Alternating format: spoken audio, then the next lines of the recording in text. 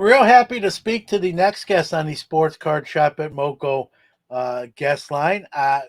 This is Thanksgiving week. I hope, this is coming out on Friday. Thanksgiving was yesterday. Hope everyone had a great Thanksgiving.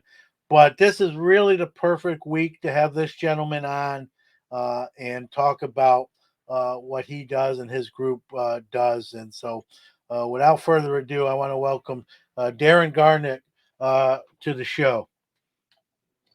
Oh, thanks for having me, John. Really appreciate it.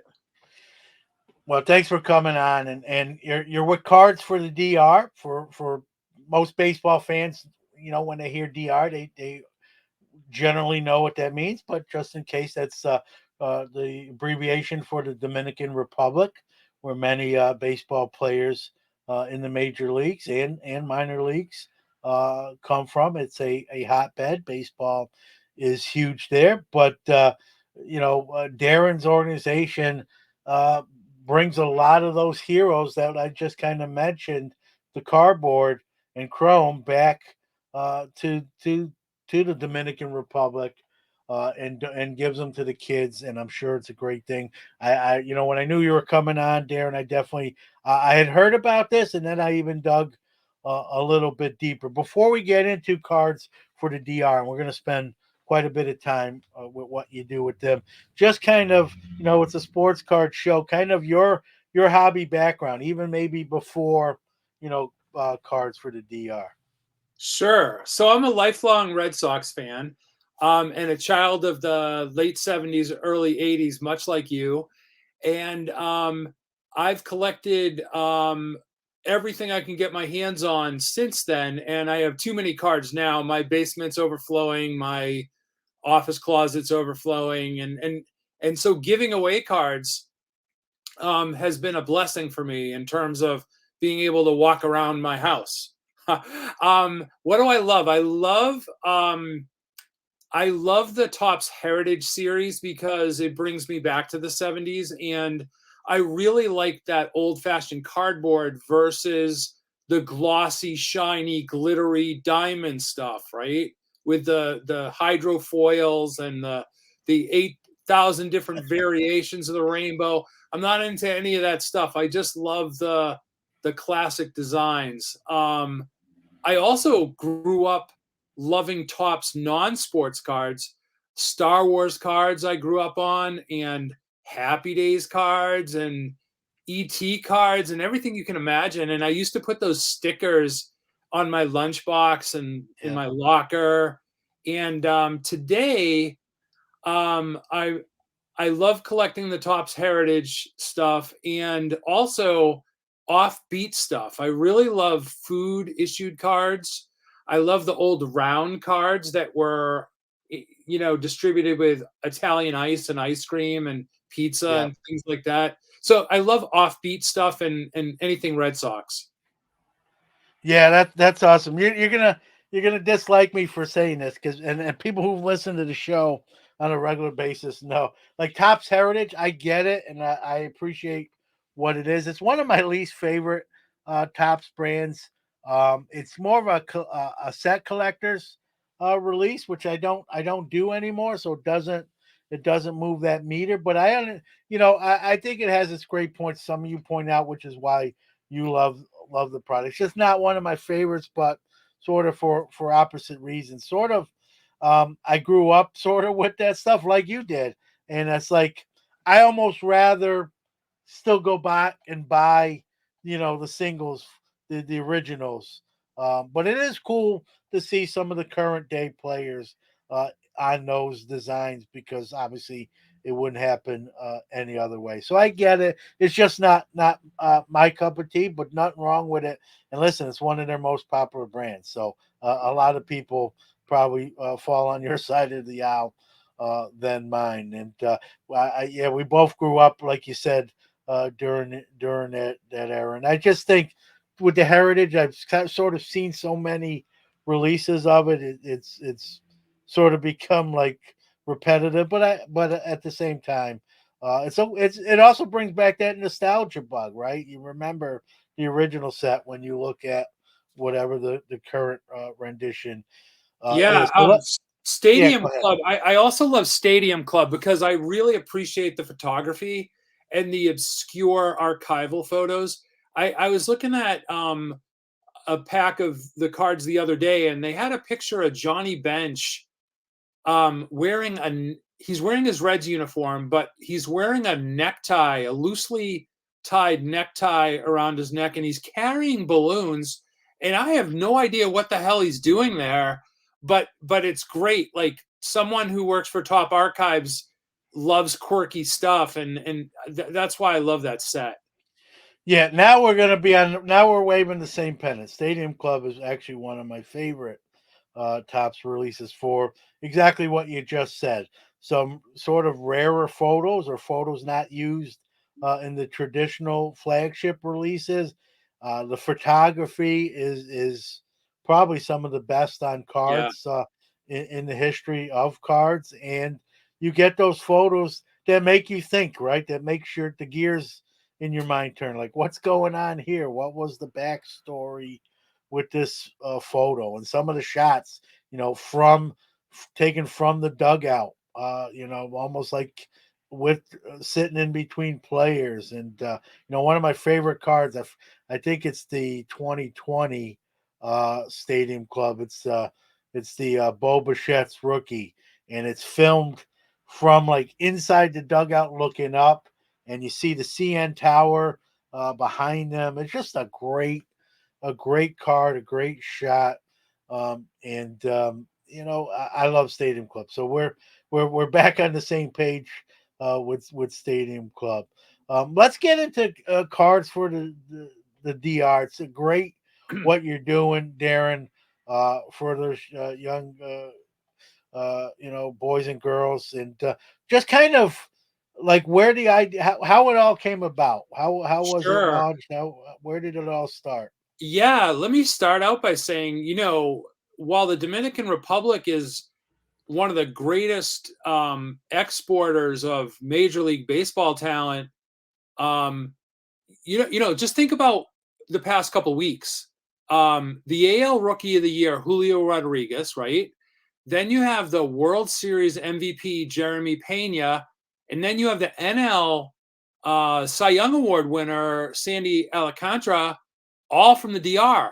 And so one out of every 10 players on MLB rosters is from the DR. And ironically, kids growing up there don't have baseball cards at all. In fact, many of them have never even heard of baseball cards or seen baseball cards. So what we do is we give them their first baseball cards. We um, myself and my co-founder Hugh Baver, who's based down in the Dominican Republic, he's a New Hampshire guy just like me, who just moved down there. We form relationships with different youth baseball leagues around the country, and we give away cards. We give away right now. We're giving away a few cards per kid, just because of logistics. We put all the cards in top holders, and the reason is that when you're 8 or 9, you're brutal with cardboard. I mean, you'll just ruin it within seconds, right? Yeah. So these kids put the cards in their pockets, they're riding their bikes. So we encase it in bulletproof glass, basically. Um, how did it get started? How much time do you have? Well, we're not on a clock, but give if it's too long, give us like the Cliff Notes rendition Sure, or sure. version. So the it started in a very, very unusual way. I'm a freelance journalist, and one of my magazines is New Hampshire Magazine, where I just write about interesting people, places, things like that. And I was writing about this guy Hugh Baver, who quit his sales job at a software company and moved to the DR. And he was inspired by the Holocaust. The During the Holocaust, during World War II, the Dominican Republic was one of the only countries that welcomed Jewish refugees from Hitler's Europe. And very few people know that. I wasn't really aware of that either. And Hugh moved to the Dominican Republic because he wanted to honor the people of the Dominican Republic, thanking them for rescuing Jewish people. And he has a goal of building a community center in the town of Sosua on the North Coast to honor and recognize this historical achievement and act of humanity. Um, Long story short, I'm Jewish as well, and I was really amazed by this story, and I wanted to help in some way. And I asked you, I said, while you're meeting all these new people down in the Dominican Republic, want some of my baseball cards, want to give out some of my Dominican players because it's a great icebreaker, right? And he did, and I went through my collection, um, and I pulled out like 500 Dominican players, like Pedro Martinez, Manny Ramirez. You get the idea. All these stars, Yeah. and it just was a huge hit. People love the cards, kids love the cards, and Hugh said, "How can we get more of these cards?" And so, totally aside from the Jewish History project that he's working on, this baseball card project just took a life of its own. Took on a life of its own. Yeah, that's everything starts right from a seed and then it just grows and it's like a ripple turning into a wave. I just learned something there myself, Darren. I appreciate you sharing that. I have Jewish heritage. I'm Jewish, half Italian.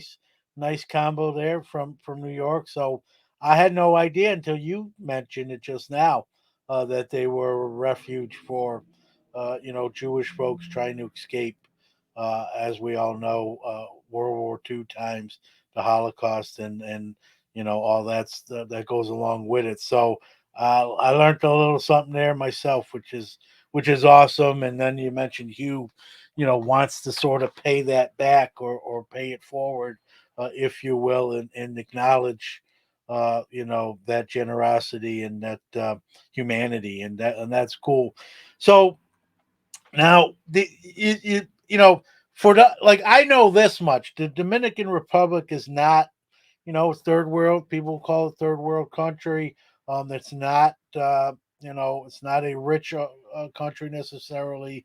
You hear some of the former players that came from the DR talk about how they had to make balls by hand, out of just Yeah, everyday products and duct tape and no shoes and sharing gloves or making even gloves out of all sorts of different materials. So that gives you, for those out there listening that may not know, that gives you perspective of where they are. So I mean, they can't even get baseball equipment.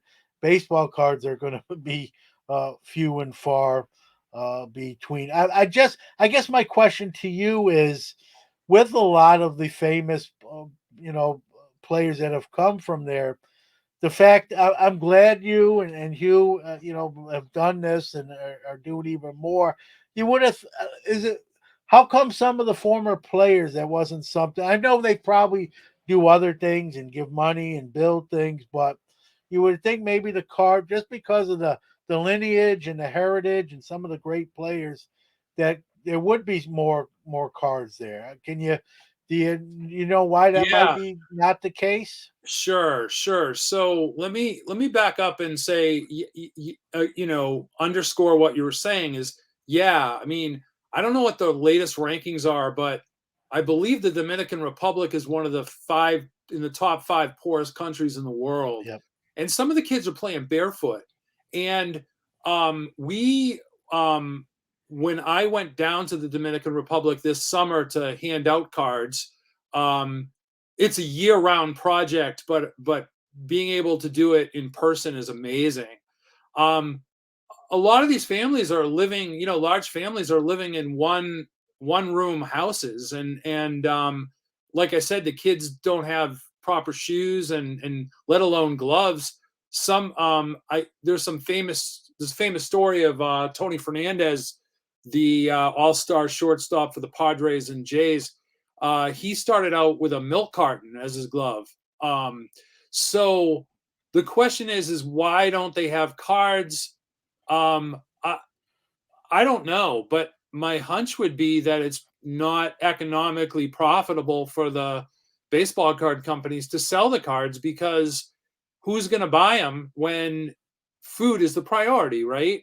Yeah. Or clothing is the priority. So it just doesn't seem to be economically viable. As far as baseball players who make it, being generous and supporting their community, it is kind of a disconnect, right? Like you'd say, like, okay, these players are making $30 million a year. Can't they take $1 million and put it here and do A, B, and C?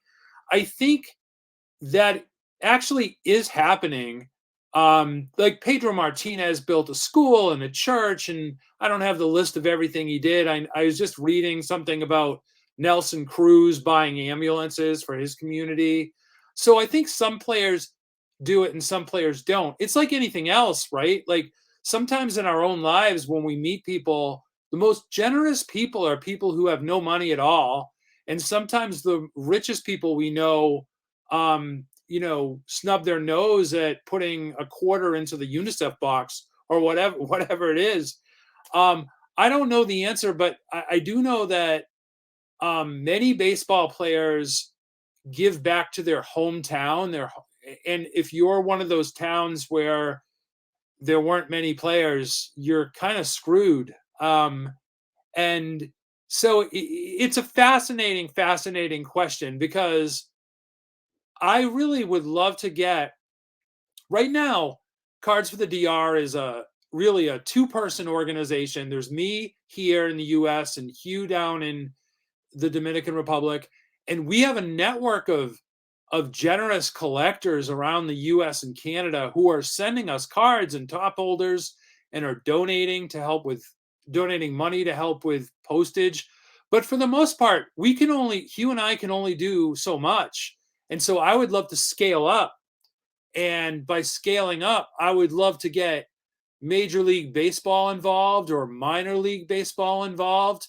My local minor league team, the Fisher Cats, the New Hampshire Fisher Cats, which is the Blue Jays AA team, they just gave me like a pile of shirts that had the Fisher Cats in Spanish, and we just brought them down to the Dominican.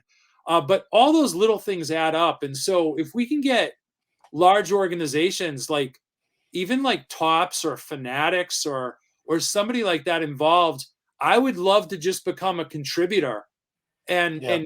and fade in the background and help this cause, because there's so much that can be done.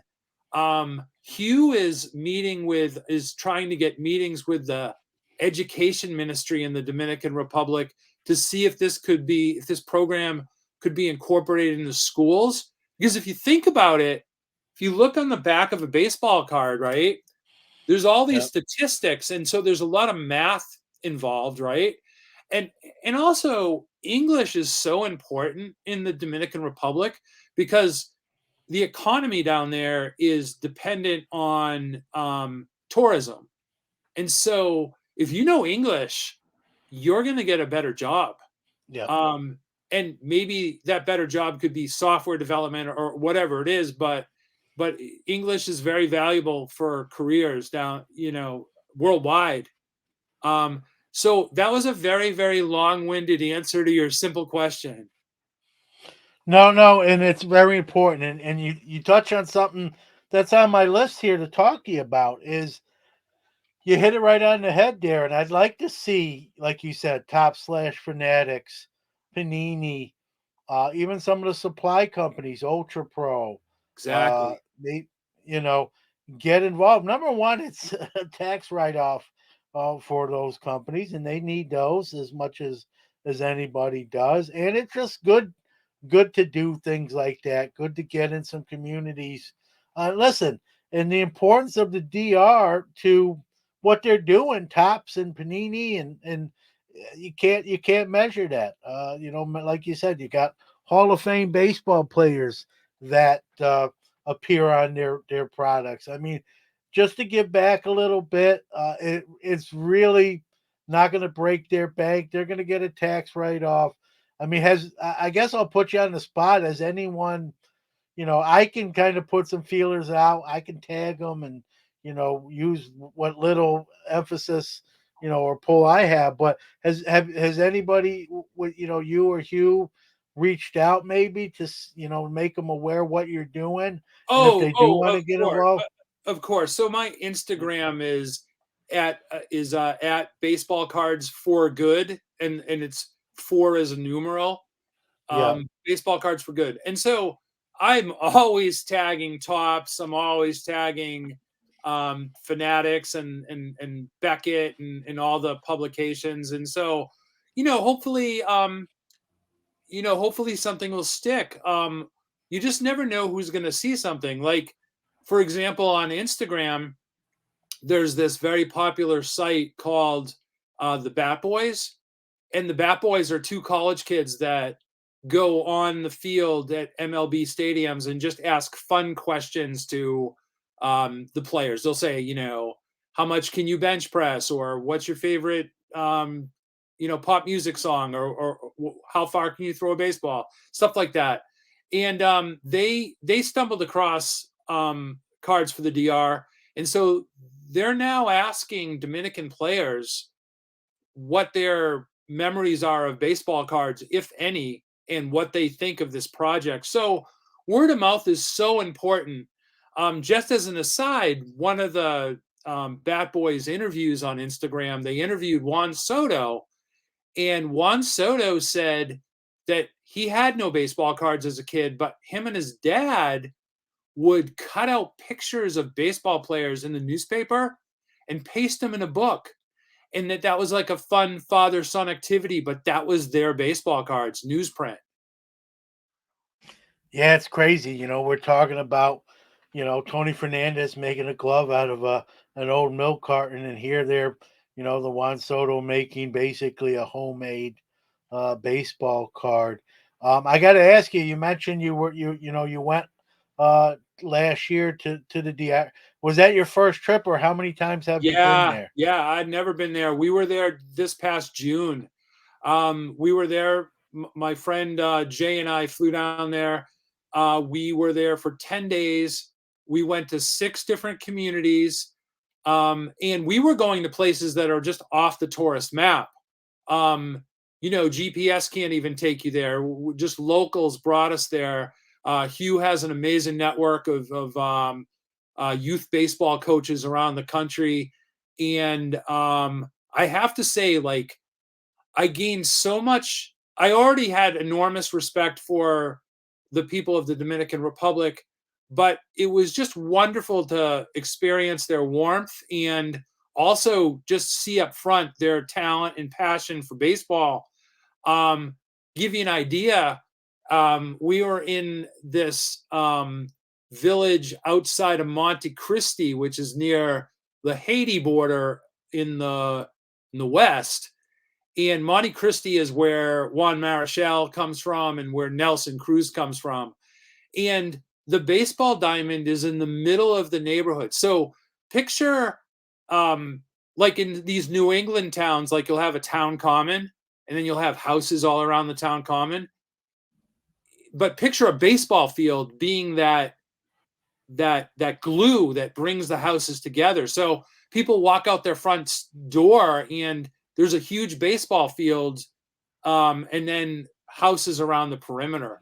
So we were on this baseball field and the kids are playing, and all of a sudden a herd of goats started to stampede across the field, and the kids didn't even look up.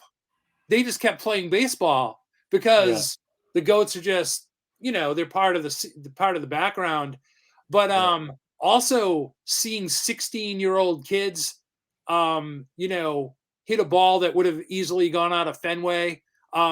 When we arrived in Monte Cristi with our car, we parked we parked way, way, way out in the outfield. Like, we didn't think we were any damage of getting the ball hitting our windshield or anything like that.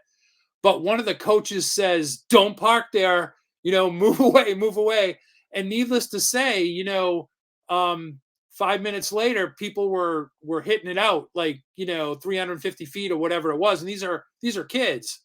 Um, so yeah, it was awesome being in the DR. It really was. The only downside to the DR, the only negative I would say, is that the drivers, people drive like schmucks down there, worse than Boston, worse than New York.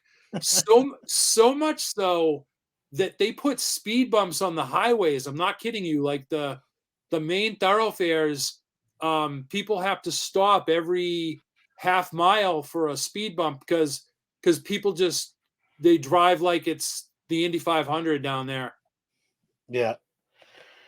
Yeah, interesting. Like you mentioned with the goats, and to those kids, like that was just an everyday occurrence. Play ball, and I got to ask you, when what are the kids' general reactions when they're getting these cards? Are they? I'm sure they're excited, but I mean, have has you? In other words, do you think what you're doing is going to catch on? In other words, they want more cards, or they're gonna Oh, start I collecting. look, I do. I took 5 years of high school Spanish, right? Like, one of the years was in 2 years of junior high equals 1 year of high school. And my Spanish is really bad. Muy malo or muy mal or however bad it is. And my one regret is not taking one of those Babel courses to beef up my Spanish. And next year when I go, I will definitely beef up my Spanish. But the language of baseball is universal, and I didn't need to know Spanish to see the passion and excitement in these kids' eyes when we would give them two or three cards, not a box of cards to do a break or like a full set, just uh three or four cards in top holders. They treated it like it was gold, and one of the reasons why we know how excited they are is because Hugh and I would go to these baseball fields, and we would hand out cards before the game, like we would watch them play a game, and an hour after we handed out the cards, we would see the kids pulling the cards out of their pockets still, reading the backs, trading them with each other, just mesmerized by them.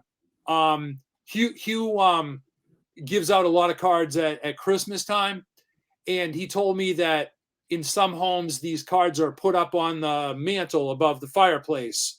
And it really makes me appreciate, like, what appreciate what I have, and also make me realize, like, I have I have too many cards, right? Like, and I have many cards that I don't even look at. And that's one of the things that I think appeals to our fellow collectors, is that, I mean, do you need 25 Pedro Martinez cards from 2004? Maybe you'd be happy with 5 of them, and just give the rest of them away. So yeah, I mean, these kids very much appreciate the cards, and that's why I really want this program to be scaled up. Yeah, and I'm with you. I'm gonna do whatever I can in my power, Darren, and maybe contact some powers that be that I know. Definitely gonna tag them with this episode and highlight what you're doing. And it's great too that these kids can get some of their countrymen heroes on cardboard that they've never got to partake in before. But I'd even like to see Tops, Fanatics, Panini, even give some packs. So these, I don't know. Oh yeah. Let me ask you, before I even go into that, do these kids follow, the current DR players in the Oh major league? yeah. Oh How yeah. how Not, how do they do it in from the DR? How do the what are their methods to, so to do that? um So if you walk around anywhere, Yankees, Red Sox, Cubs, Dodgers, those hats are everywhere, absolutely everywhere. Padres as well, because of Machado and Tatis. Um, I don't know. I mean, the games are on TV. I don't know who syndicates them or anything like that. They read about it. They see it on the internet. Um, they obviously follow their hometown heroes, but they're also into the teams and they know all the players. And I'll give you an example. After I handed out a box of cards in one of these towns, one of the kids came up to me and he saw I had like another 30 cards in my hand. He wanted to know if I had Chapman. I can't pronounce his first name. Araldis Chapman, the Yep, Yankees closer that Aroldis. Yep, choked. He yep, asked me if I had him, and I said no because he's from Cuba.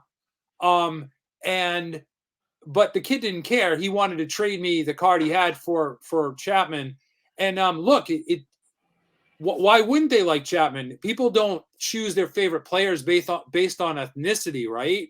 yep, And but the reason why we only give out Dominican cards in the Dominican, it's for two reasons. One is it is about celebrating your heritage. It is about um, honoring people from your hometown. Like I'm from New Hampshire, and the next town over from me, Manchester, that's where Mike Flanagan was from. Mike Flanagan won the Cy Young in 1979 for the Orioles.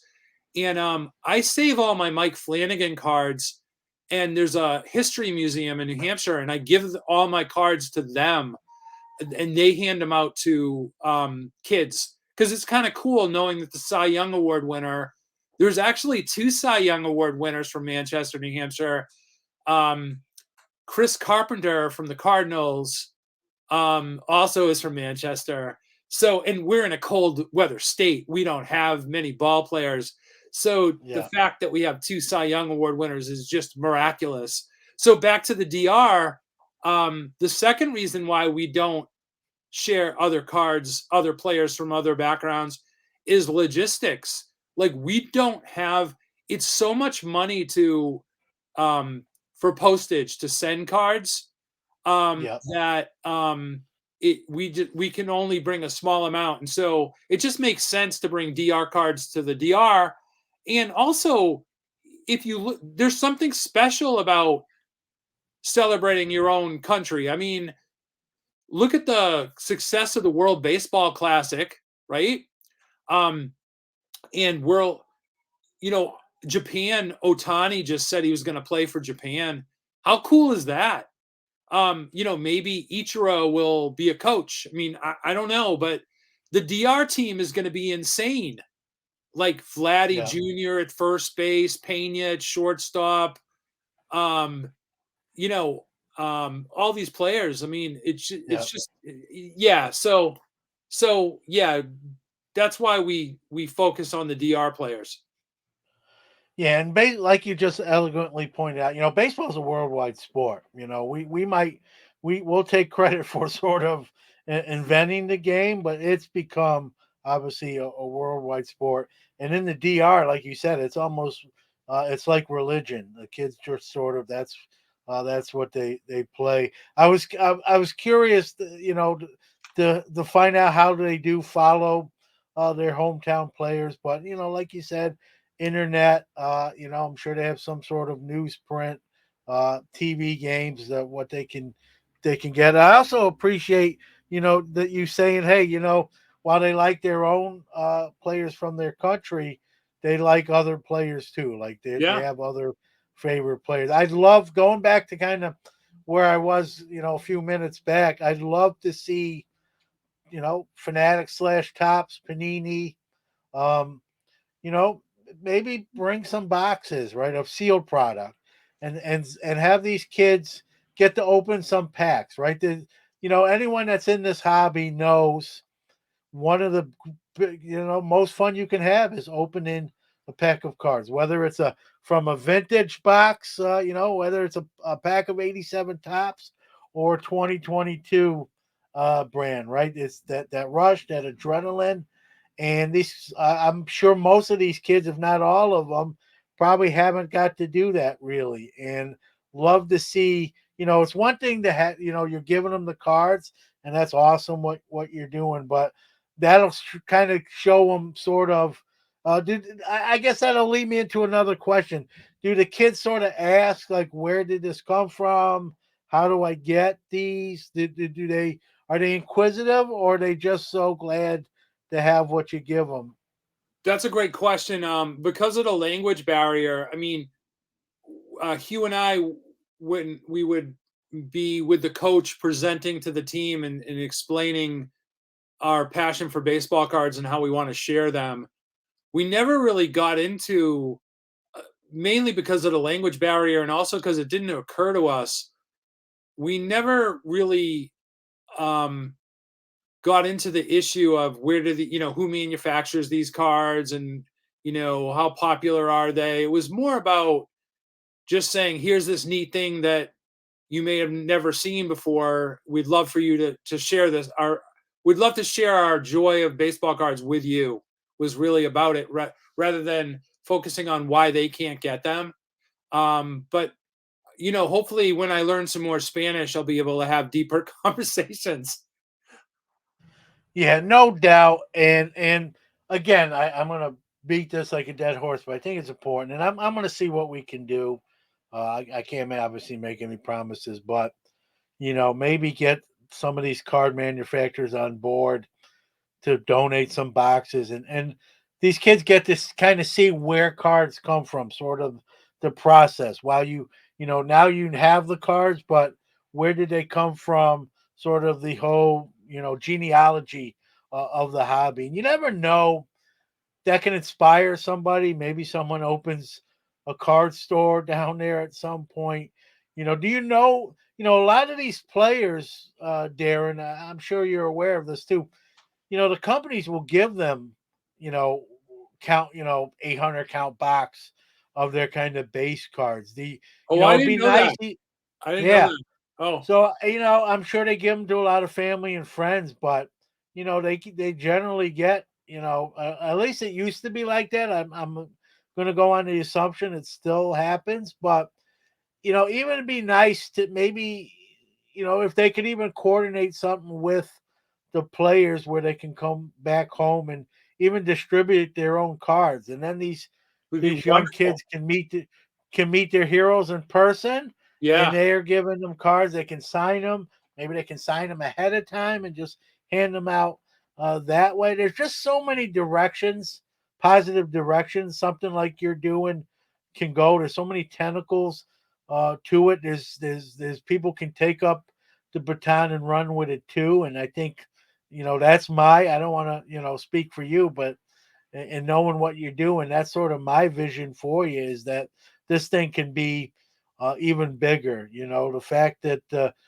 you two gentlemen are doing what you're doing is a blessing, and kudos to you guys. But this thing can turn into, from a ripple to a wave, with more people just kind of getting on board, from the card companies to even some of the Dominican players themselves. I don't know how often they come back to their home country, but I'd like to see that.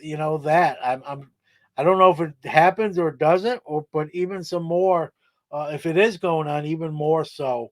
I just think that goes a long way to building community and those bonds, and promoting the hobby too, to a country that, like you said, in the top five, poorest countries in the world. Give these kids some joy.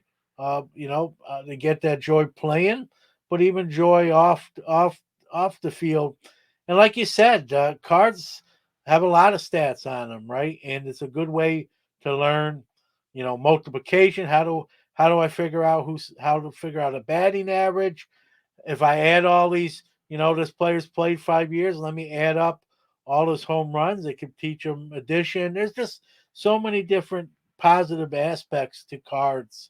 Um, and I hope this thing gets bigger and better. And, I'll reach out to a few people I know, get some feelers out there for you. It ain't gonna hurt, right? It's free to do. So we'll see what we can do. But so you mentioned is going there every year sort of what your plans will be going Well, forward. I would like to. It may not be sustainable for me to do that. But like you were saying, like it doesn't. There's many big things that could be done to scale this up, like the involvement of Major League Baseball or tops. But there's many small things, small little ripples that can be done too. And I recently designed a poster, like a leaflet, that I would love to share with baseball card stores and baseball card shows that they can just put on their table or hang in their shop and just let other collectors know that they can do this.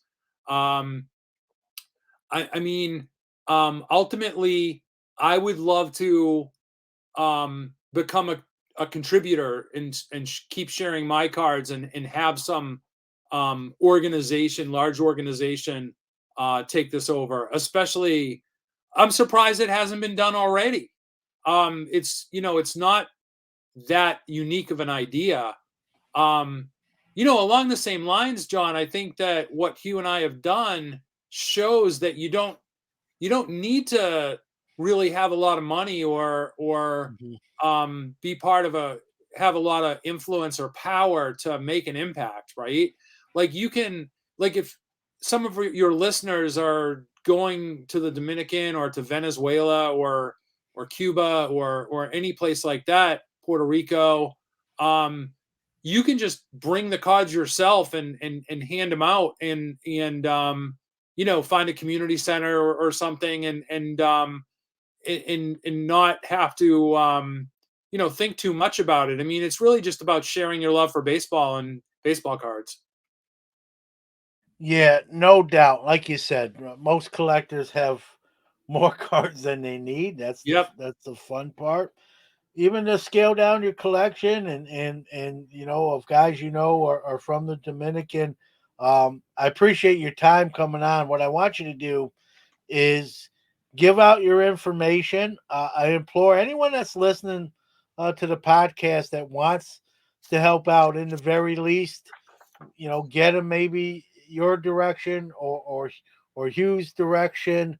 Um, even if they can mail them cards themselves, save you on the postage. It'll be a tax write off for them. Get those cards down to the DR where they can obviously be distributed. Like I said, I'm also going to try to do a few things of what I can, with my sort of contacts, if you will. But give out, where people can uh, see what you're doing, check out what you're doing, and if they want to get involved, and I hope they do, where they can reach you.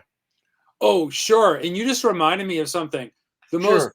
the most economically viable and efficient way to get baseball cards to the DR is to put them in your suitcase. Um, Postage is crazy. It doubles the cost of anything that we try to send.